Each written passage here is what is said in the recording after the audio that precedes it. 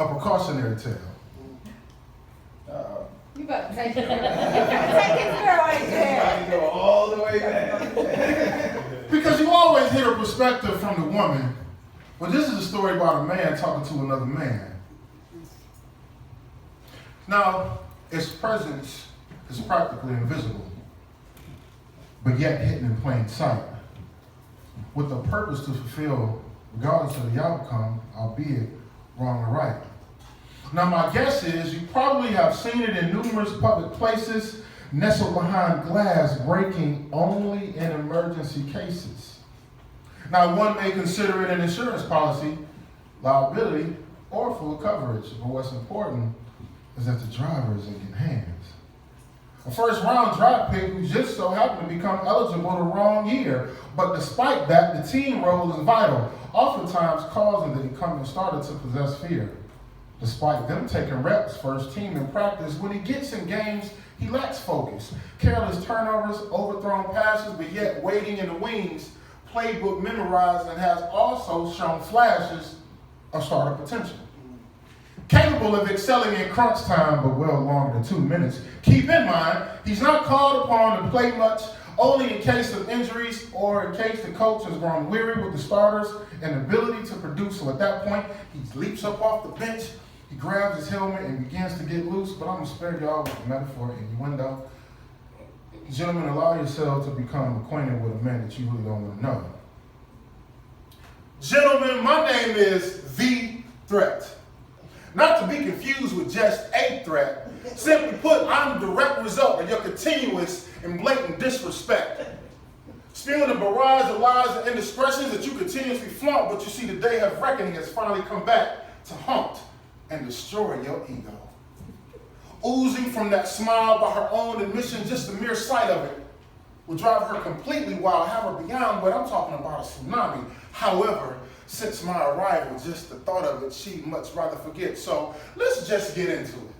The last couple years, you've grown complacent and lazy.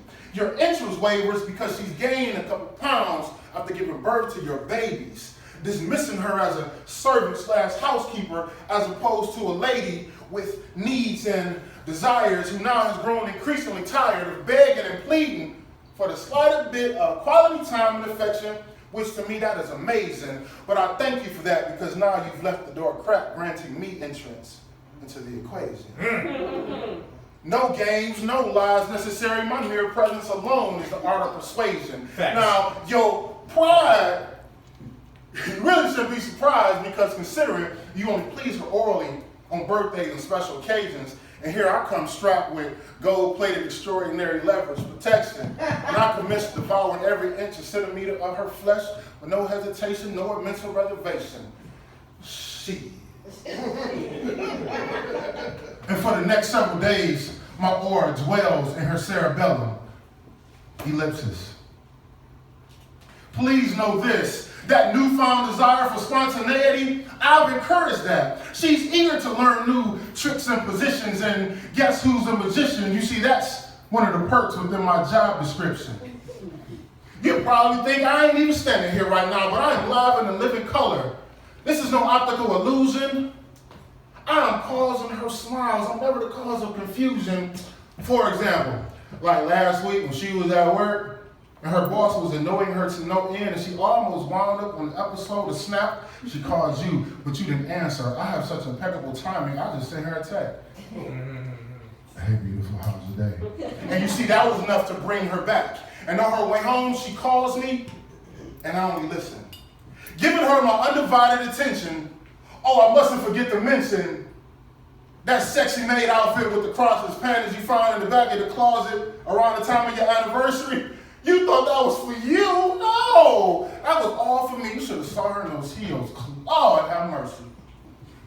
You see, my gratitude is shown for those type of gestures, and because of that, I have etched out a place in her heart where I shall reside for an infinite amount of time. You see, I am massaging her feet as well as her soul. You see, when she's with me, she can be herself. As opposed with you, she feels bottled up, uncontrolled.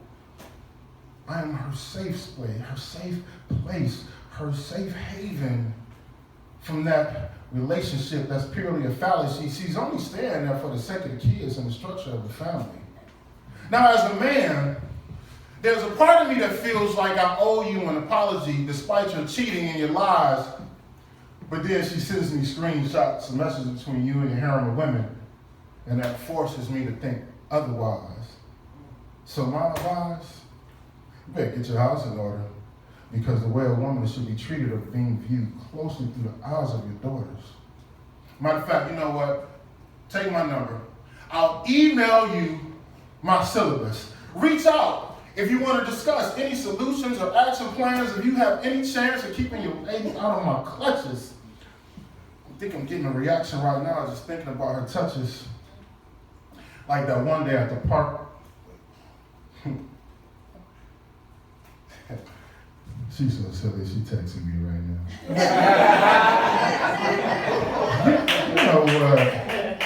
Hey, Poppy, how long you gonna make me wait? Peaches is over here starting to salivate. Tell me how long you gonna make me wait. I'm in room 242 at the Wingate. I hope you are hungry. I have food to put on your plate. Don't worry about him. He thinks I'm working late.